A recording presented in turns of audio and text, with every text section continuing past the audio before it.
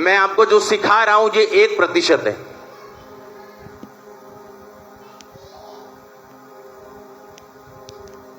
और इसी को ध्यान से अगर आप समझ जाएं, अगर आप भजन संहिता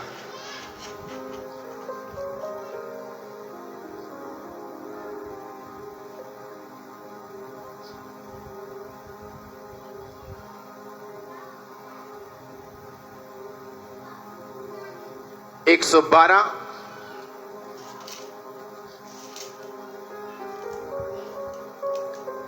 उसकी 1 और 2 आयत को पढ़े तो उसमें लिखा यह की यानी यहोवा की स्तुति करो।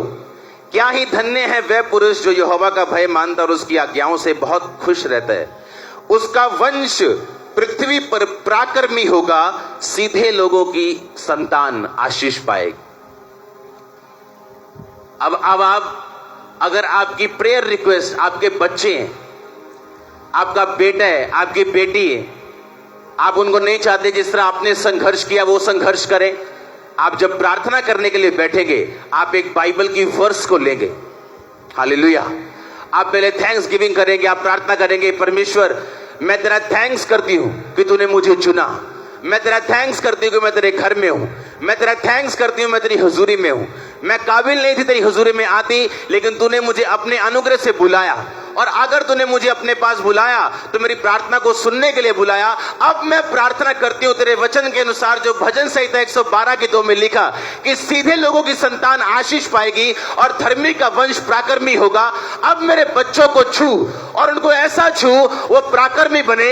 अगर पराक्रमी बनने में कोई भी उनकी गंदी आदत है वो छूट जाए, अगर शैतान उनको तंग करता है वो चला जाए। हे परमेश्वर मेरी संतान को छू और उन्हें पराक्रमी कर, उन्हें सामर्थ्य कर। ये आपकी प्रार्थना होगी।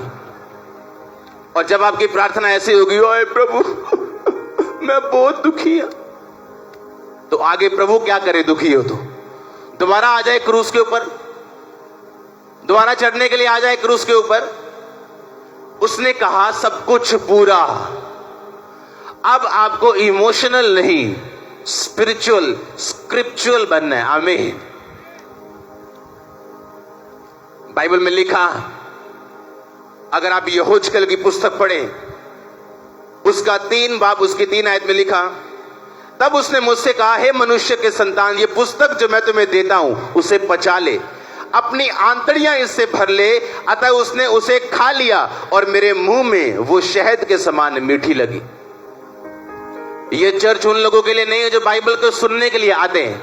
ये चर्च उन लोगों के लिए है जो बाइबल को खाने के लिए आते हैं। आमीन। क्या करना है? सुनना के खाना है? उसने कहा इसे खा ले, इसे अपनी आंतड़ियां इससे भर ले। इसे सुनना नहीं है सिर्फ, बाइबल को क्या करना है? कहता खाना है। वचन कहता बाइबल क्या करनी है? कहता खानी, अपनी आंतड़ियां भर ले। कि जब तू प्रार्थना करने के लिए बैठे तो इधर उधर की बातें ना करे, इमोशनल बातें ना करे, वरन तेरे मुंह से वचन निकले, और वचन से निकली हुई प्रार्थना परमेश्वर वापस नहीं मोड़ता। आपको समझ आ रही है क्या? मैंने कहा आपको समझ आ रही है कि नहीं? जब प्रेयर आर्मी अभी मैं बना रहा हूं, और जब आपको मैं इनवाइट करूंगा, अगले हफ्ते एक नंबर लॉन्च होगा, उस नंबर पे आप व्हाट्सएप करेंगे, अपनी इंफॉर्मेशन भेजेंगे, और उसमें से लोग चुने जाएंगे। हर बंदे को एंट्री नहीं मिलेगी, बीमारों को भी एंट्री नहीं मिलेगी। जो सिर्फ स्ट्रांग है, प्रेयर आर्मी मतलब उन्होंने लड़ने के लिए आना है और प्रार्थना करने के लिए आना है। आमीन। वहां हीलिंग लेने के लिए नहीं आना कि आप लाइन में खड़े होगी, लास्ट टाइम मेरे पे प्रार्थना कर दो जी, पेट पे हाथ रख दो जी, जान लगे मरा जाए। नो नो नो नो, कोई बात नहीं होगी किसी से, कोई काउंसलिंग नहीं होगी, सिर्फ प्रेयर, सिर्फ prayer. 24 hour only fasting prayer. आपको प्रार्थना का मतलब समझ आ जाएगा, किसे प्रार्थना कहते हैं। अपनी लाइफ में पहली बार आपने देखी होगी। आमीन। आप मेरी इस बात को समझो बड़े ध्यान से। प्रॉब्लम आज ही है कि चर्च में एक बैठी हुई अच्छी सिस्टर बैप्टिज्म लिया हुआ, और उसे यह नहीं मालूम कि मेरे बच्चों की प्रार्थना मैं कैसे करूं। भजन संहिता 91 उसकी 16 में क्या लिखा? लास्ट आयत में क्या लिखा? मैं तुझे दीर्घ आयु से क्या करूंगा और अपने किए हुए उद्धार को क्या करूंगा? दिखाऊंगा। अब एक बंदा जो लंबी उम्र की प्रार्थना करे वो इस तरह से प्रार्थना करता है। आप सीधा प्रार्थना नहीं करते। बाइबल कहती है जब प्रार्थना करनी सिखाई गई तो परमेश्वर ने कहा सबसे पहले ये को, हे पिता तू जो स्वर्ग में, तेरा नाम, यानी वर्शिप से शुरू करो। वो परमेश्वर ने 30 सेकंड की प्रार्थना नहीं सिखाई, वो पैटर्न सिखाया था। जो आप करते हो 30 सेकंड की प्रार्थना, 30 सेकंड वाली ऐसे वाली, वो प्रार्थना नहीं है, वो पैटर्न है। वो प्रार्थना करने का तरीका है कि सबसे पहले वर्शिप से शुरू करो। जब भी प्रार्थना करने के लिए जाओ, अपनी रिक्वेस्ट लेने के लिए जाओ, सबसे पहले वर्शिप करो कि पिता मैं तेरा थैंक्स करता हूं, तूने मुझे चुन लिया, मुझे अपने पास बुला लिया। कोई मायने नहीं करता मेरी कंडीशन अब कैसी है, पर मैं तुझे जीवित परमेश्वर को जान चुका हूं। मैं जान चुका हूं तू जीवित है। मैं जान चुका हूं एक दिन मैं गवाही के साथ वापस आऊंगा और मैं स्वर्ग का अधिकारी हूं। मैं जान चुका हूं मैंने साल्वेशन पा ली। फिर आप प्रार्थना शुरू करोगे कि पिता तेरे वचन में ये लिखा कि मैं तुझे दीर्घ आयु से तृप्त करूंगा। परमेश्वर तू जानता है कि ये बीमारी जो मुझे है ये मुझे दीर्घ आयु जाने नहीं देगी, इसलिए इस बीमारी को हील कर ताकि मैं दीर्घ आयु में जा सकूं। पिता बीमारी के साथ दीर्घायु किसी काम की नहीं, गरीबी के साथ दीर्घायु किसी काम की नहीं। मुझे आशीषें भी दे कि मैं दीर्घ आयु जी सकूं और आनंदित होकर जी सकूं। तूने कहा कि मैं तुझे उद्धार दिखाऊंगा, अपना उद्धार तुम्हें दिखाऊंगा। तुम मुझे उद्धार दिखा मेरे बच्चों में, मेरी फैमिली में, मेरे फाइनेंस में, मेरी बॉडी में, मेरी स्पिरिट में, मेरी आत्मिक जिंदगी में। आप करके देखो इस तरह से प्रार्थना करके देखो, वचन के बीच से प्रार्थना। हमारी वचन इमोशंस, हमारी प्रार्थना इमोशन के साथ भरी हुई है। हमें लगता है कि हाँ पिता सब जानता है। बाइबल कहती है वो सब जानता है, पर कहता है वो मांगो तो दिया। बाइबल कहती है ऐसा। बाइबल मैं आपको पढ़ाऊंगा बाइबल आज। हाँ सब जन खोलो यशाया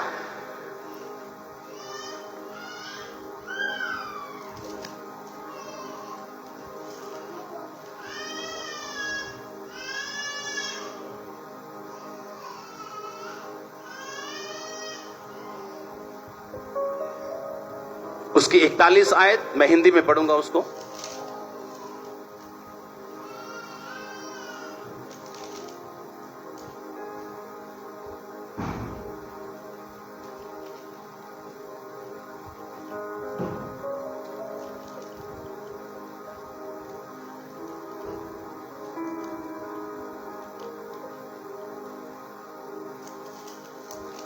आमीन। आप तैयार हैं सुनने के लिए?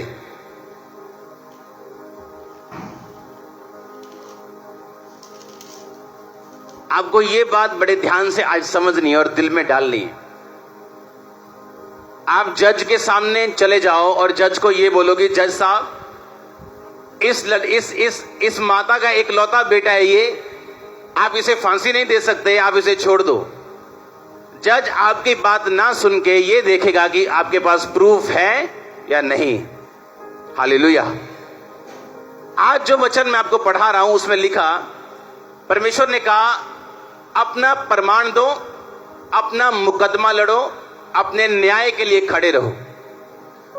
अगर आप परमेश्वर के सामने अपना केस प्रकट नहीं करेंगे और आपको यह नहीं लिख पता कि बाइबल में कहां आपकी ब्लेसिंग के बारे में लिखा। हम बैठ के प्रार्थना कर रहे हैं परमेश्वर मुझे फाइनेंशियल ब्लेसिंग चाहिए। हाँ, कोई बैठ के प्रार्थना कर रहा है परमेश्वर मुझे वीजा चाहिए। कोई बैठ के प्रार्थना कर रहा है परमेश्वर मेरी स्पिरिचुअल लाइफ को ब्लेस कर।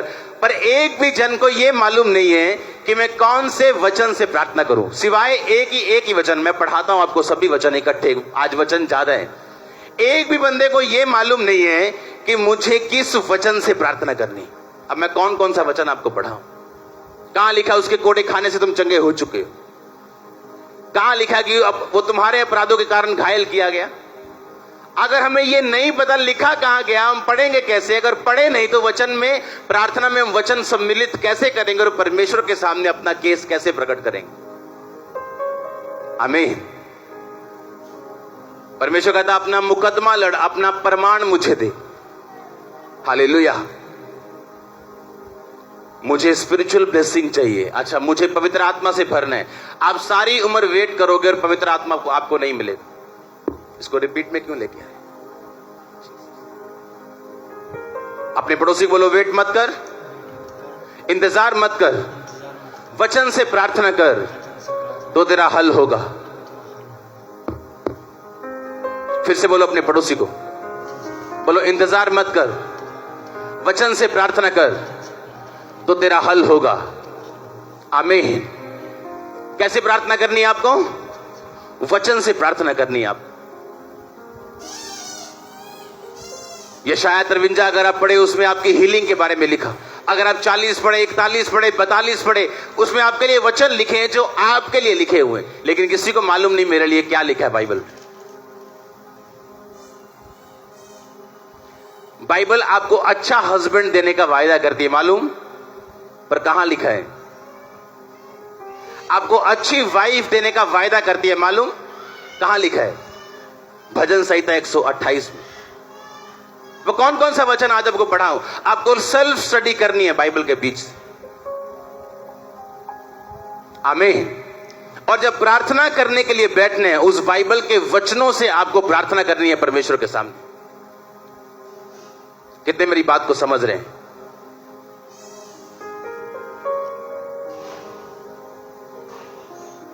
आज आप इस घर में मौजूद हो, अगर परमेश्वर के आप डिवाइन अरेंजमेंट, ईश्वरीय इंतजाम के कारण आप यहां पे आए हो। आप जानते हो, आज कुछ लोग अगर सक्सेसफुल हो जाते अपने पास्ट में, यहां ना बैठे होते। अगर उनका बिजनेस चल गया होता, वो यहां ना बैठे होते। अगर उनके बच्चे सही होते, वो यहां ना बैठे होते। आपको यह बात समझनी है कि परमेश्वर आपकी मुश्किलों को इस्तेमाल करता है आपको अपने घर में लेके आने के लिए और अपना आप प्रकट करने के लिए। हालेलुया। अपना आप क्या करने के लिए? प्रकट करने के लिए वो आपको मुश्किलें देता है, लेकिन आपको अब ये देखना है कि अपनी मुश्किलों को आपने यूज करना है या उनको पहन के रखना है और वो शर्मिंदगी लेके रखनी।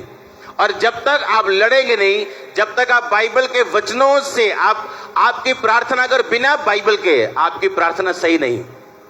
अगर प्रार्थना करते वक्त आप अपनी बाइबल साथ लेके नहीं बैठते हो, आपकी प्रेयर इफेक्टिव नहीं हो सकती। हालेलुया। एक औरत थी, उसके ट्विंस बच्चे थे, दोनों ट्विंस लड़कियां थी, एक जैसी दिखती थी दोनों। एक ट्विंस होते हैं, ट्विंस एक होते हैं आइडेंटिकल, यानी कि बहुत मिले जुले और उनका स्वभाव भी एक जैसा होता है। वो वाला ट्विंस थी। वो अपने घर के बाहर जा रही थी और एक गाड़ी ने हिट किया और उसे मार दिया। जुड़वा में से एक बेटी मर गई। मां निराशा में चली गई, एक रूम में बैठी थी और वहां से उसने एक ऑर्गेनाइजेशन शुरू की जिसका नाम है मैड, MADD। मैड का मतलब मॉम्स अगेंस्ट ड्रंक ड्राइविंग, कि माताएं ड्रंक यानी जो दारू पी के गाड़ी चलाते, उसके अगेंस्ट उसने एक NGO शुरू की। क्योंकि उसकी बेटी को टक्कर मारने वाला जो बंदा था वो शराबी था और शराब पी के गाड़ी चला के उसने पहले भी लोगों को मारा था। और उस कमरे में जो NGO शुरू हुई, आज उस NGO के द्वारा हजारों लाखों लोग बचाए जा चुके हैं। लॉज चेंज किए, अमेरिका के बहुत से लॉज, बहुत से कानून बदले उस औरत ने, अकेली ने। हालेलुया। अमेरिका के लॉज चेंज किए अल्कोहल के, कि गाड़ी पी के गाड़ी आप इतने % में नहीं चला सकते। वो सारे लॉज उस MADD, मैड नामक संस्था ने सरकार के साथ लड़के चेंज किए। और उसे बनाने वाला कौन था? एक ऐसी मां जिसकी बेटी को मार दिया गया था। अपनी दर्द का आपने यूज करना, अपनी पेन का आपने इस्तेमाल करना, या अपनी पेन को लेके एक बेचारे बन के आप रोना चाहते हो सारी उम्र, ये आपके ऊपर निर्भर करता है। हालेलुया। अगर मैं अपनी दर्दों को लेके रोता, बीमारियों को लेके रोता, तो अब यहां ना होता। अपनी दर्द को यूज करो, प्रार्थना में उसको बदल दो। हालेलुया। अपने चैलेंज के लिए परमेश्वर के सामने प्रार्थना में बैठो और वचन के बीच से प्रार्थना करो। आप एक नए मनुष्य बन के उभरने वाले हैं, मैं देख रहा हूं अपनी आत्मा में। मैंने कहा आप न्यू पर्सन होके उभरने वाले अपनी आत्मा में। आमीन। आपको ये बात बड़े ध्यान से समझनी है कि जब तक आप बाइबल के वचनों के बीच से होकर प्रार्थना नहीं करोगे, वो इफेक्टिव नहीं होगी, वो असरदार नहीं होगी। और दूसरा, वो दर्द, वो बीमारियां, वो मुश्किलें आपको पुश करेंगी कि आप जल्दी परमेश्वर की ओर बढ़े। आमीन।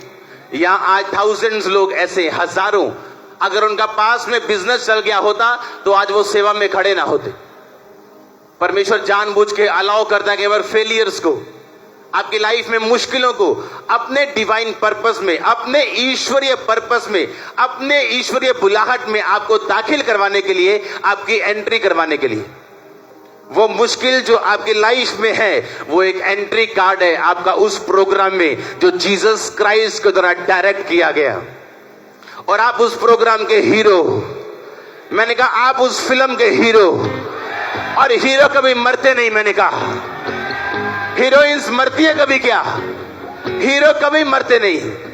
उनमें मुश्किलें आती, सताव आता है, ट्रबल्स आते हैं, पर हीरो हीरो रहता है। आप हीरो।